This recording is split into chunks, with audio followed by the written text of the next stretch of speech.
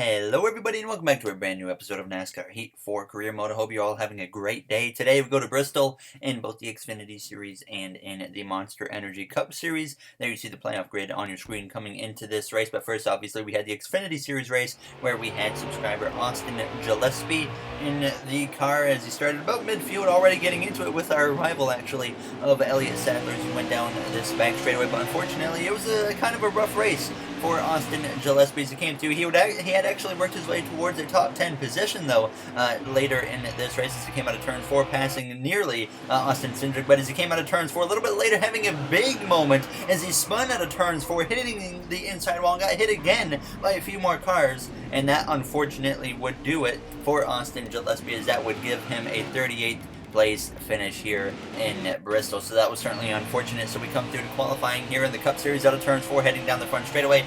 Not a great lap for myself with a 15.813. We qualify P11 here in Bristol. So certainly a little bit of work cut out for us. Hopefully we can have our chance at moving forwards. And on the pole is Joey Logano in the 22 car for Penske Racing. The Cup Series returns to the last great Coliseum for the Bass Pro Shops NRA Night Race. This half-mile concrete oval is famous for its bone-rattling hits and heart-stopping finishes. Who will come out on top tonight? It's time to find out. All right, thank you, Rick Allen. We're ready to go green here for the Bristol night race. Ryan Newman, it's good to have friends. Look for him to be a drafting partner at Bristol, of course. More like just a roadblock at Bristol. Brad Keselowski has been struggling all weekend. Daniel Hemrick said safe with friends. So another quote-unquote drafting partner now as we're ready to go green here at Bristol. Ryan Newman right in front of us. I wasn't kidding about the roadblock comment, I guess. He's right in front of us here for the start of this race as Joey Logano and Kyle Busch lead the front row to the green flag here today at Bristol. Amanda Benedetto on our outside as we go down towards turns 1 and turns 2. Behind us we got Blaney and Boyer side by side as we exit turn 2, heading down the back straightaway here at this short track of Bristol. One of my favorite tracks to race at in NASCAR Heat 4 as we come through out of turn 4, trying to clear the 95 of Amanda Benedetto as we've got Landon Castle here for Starcom racing up inside the top 10 as we come through turns 1 and turns 2. We know Winval would love to see this right now in real life as we went down through turns 3, those sticking our nose up the inside of the 00 of Landon Castle as we exit turn 4, heading down this front straightaway side by side with the 00 car as we go through turns 1. We clear Castle as he moves up to that outside lane,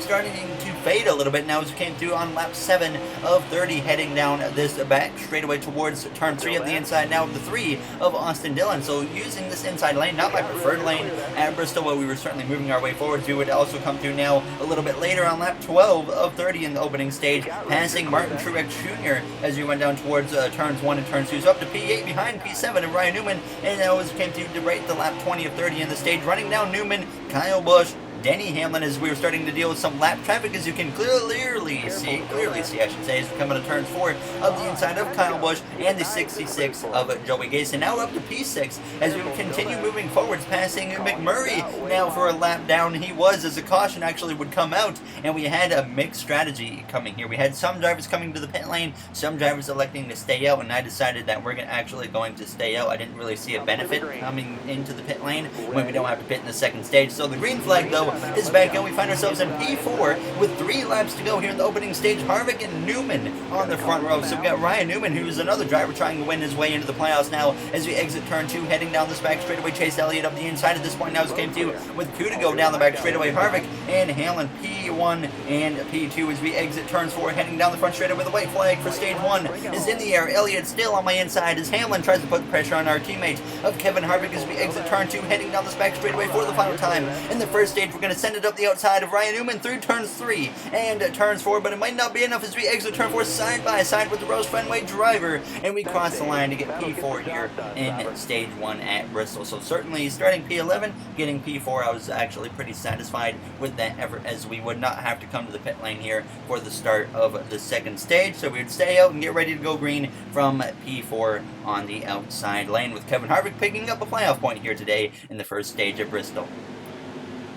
So we're ready to go green here. Behind us, we got Chase Elliott and Kyle Busch, and we got Ty Dillon, David Reagan, a few notables in the top 10 that we don't usually see up here now as the green flag is back out, and stage 2 is underway here at Bristol Motor Speedway, giving Denny Hamlin a little bit of a shot as we go down towards turn 1, moving up to that far outside right away as we come through on the exit of turn 2, heading down this back straightaway here. 28 laps in this second stage at Bristol. As we come through turns 3, Hamlin has just been a rocket all season, and here he is as usual running up front as we go down through turns 1 and turns 2. Elliott looks to my left rear as Newman is going to try and take that second position away though from Denny Hamlin as we go down the back straightaway towards turns 3 and turn 4, trying to get clear of that 9 car of Chase Elliott as we exit turn 4, and sure enough we do clear him now as we would actually look to the inside of Hamlin into turns 3 and now trying to make the pass on him, or sorry, turns 1 that was. Now as we go down towards turn 3, we would actually get to the outside of Hamlin as he was able to cross me over, and we would still be able to get past him though as we came out of turn 2, putting the pressure on now the 6 car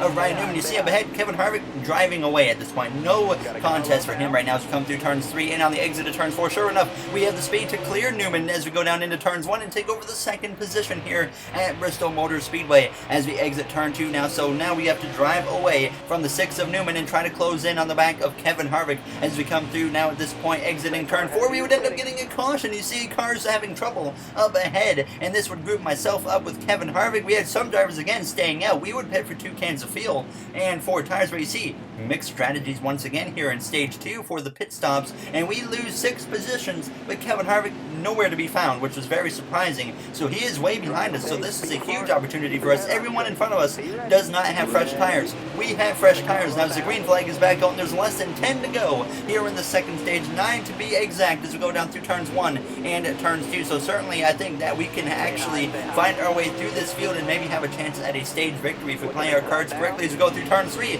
going to the far outside, making it 3 wide with Dillon and the 24 of William Byron as you exit the corner. We will continue moving forward. We climbed up to P2, passing Joey Logano right away. No contest at all against these guys as we coming through now with a lap and a half to go in the second stage as we go down towards turns 3. Up now the outside of Daniel Hemrick as we come through out of turns 4, side by side for the lead as the white flag for stage 2 is in the air as we go down into turns 1. We clear the 8 of Hemrick, getting into the wall just a little bit now as we exit turn 2, a little bit sideways, but hang on as we go down this back straightaway towards turns 3 and turns 4. We're looking for the first stage win of the day as we exit turns 4. We do indeed get our first stage win of the episode here, winning stage 2, picking up a playoff point, and all of a sudden we look to be the clear favorite going into this final stage here at Bristol.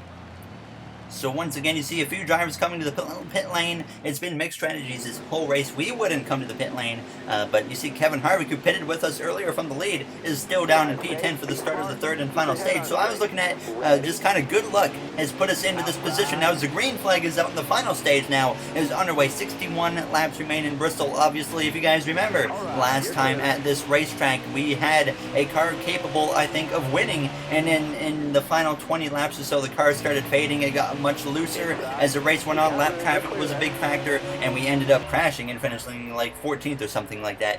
So certainly unfortunate. I made some changes into this race. I actually put the wedge up on the car by about 3 or 4 clicks, if I remember. Now as we come through turns 3 and turns 4, Paul Menard trying to put some pressure on us actually as we exit turn 4. Menard, he finished second in the last episode at Michigan, and here he is once again running second. He's trying to win himself into the playoffs as we go down this back straightaway, so he's trying to put the pressure on me, but as the run went on, we had started to pull away as we come through now on lap 77, approaching lap 78 as we exit the corner, and now as we came through to lap 81, working our way through some lap traffic, and that brought Paul Menard back into the picture. Actually, as you see in my mirror, he's certainly closing in as we go 3 wide up the middle between Tift, and I believe that was Parker Kligerman I had on my outside as we go through turns 1 and 2. So really just lap traffic being the biggest obstacle for myself right now as we look to the outside of the 31 of Tyler Reddick. I mentioned before, the short tracks are really what keep Tyler Reddick away from a chance at making the playoffs, in my opinion. Now as we came through on lap 85, now putting Ricky Stenhouse Jr. a lap down, and we had actually started to stretch out the gap now to second place, who now belonged to Denny Hamlin. So we started closing in actually on the back of the 42 of Kyle Larson, our rival. Now that could be a bit of an obstacle as we actually got to the wall there through turns 1 and turns 2 as we exit the corner, heading down the back straightaway, but behind us, there's trouble. The 31 of Tyler Reddick goes spinning into the outside wall, and the caution comes out here in Bristol, which is going to force a restart, obviously, on us. We would have to come to the pit lane for 2 cans of fuel. Actually, I decided not 2 cans. I did a can and a half and 4 tires. We lose a handful of positions and drop to P5 for the restart. Now, as the green flag is up, but I need to mention, these guys in front of us all stayed out. They did not pit at all, and that's the reason we lost those positions.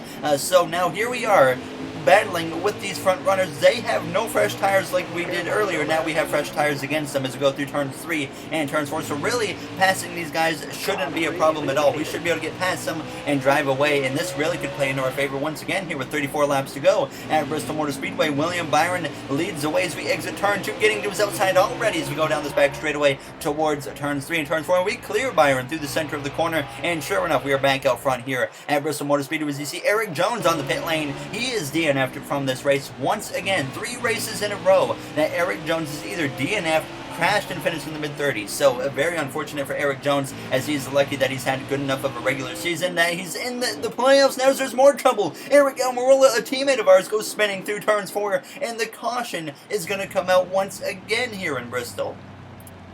And Eric Almirola is lucky that he won recently in Pocono because he's crashed a few times here lately now, as the green flag once again is out and another light race restart for us here. 22 laps to go in Bristol. Obviously 22 laps is very short amount of time here at Bristol Motor Speedway as we exit turn 2 heading down the back straightaway. But the cars behind us still don't have the fresh tires that we have, so we really should be in a good position. Everything, these cautions have timed out perfect for us here today in Bristol Motor Speedway, and everything has just worked out. Just came through now to lap 116, 10 to go. Now working our way through lap traffic once again as Ryan Blaney had been running P2.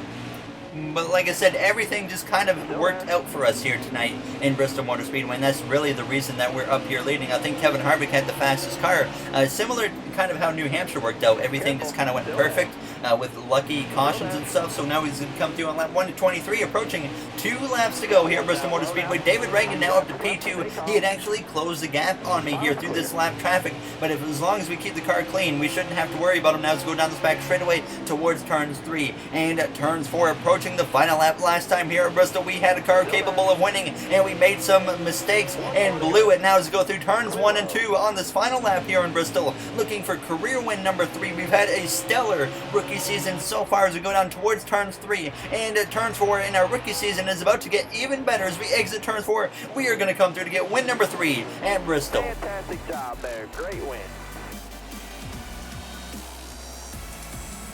A great race for us here at Bristol. That was a pretty entertaining race with some cautions coming out, obviously forcing some restarts here in the 3rd and final stage, but we got some redemption here at Bristol, as like I said, I felt like we should have had a car capable of winning last time out. We just blew it there, so very happy to get a win here at Bristol, especially this early in our Cup Series career. It took me in NASCAR Heat 3, we always ran good at Bristol, and it took me all the way, I think, till later in the 2019 DLC it was, to actually get a win at Bristol, so that took a long time, but obviously getting to do a burnout. Obviously, this is our first win in the Haas paint scheme. The only other scheme we won in was that Ruckus white and black paint scheme for the 41 car, so that was kind of our good luck scheme, so it's nice to win in that car here with the Haas paint scheme to prove that we can do it in something else now, as you see the finishing order on your screen after Bristol. Multiple guys laps down. Obviously, Eric Almirola and Eric Jones at the very bottom, 39th and 40th, as after the race to say, I love this team. We're building momentum for the playoffs. Sure enough, we are definitely building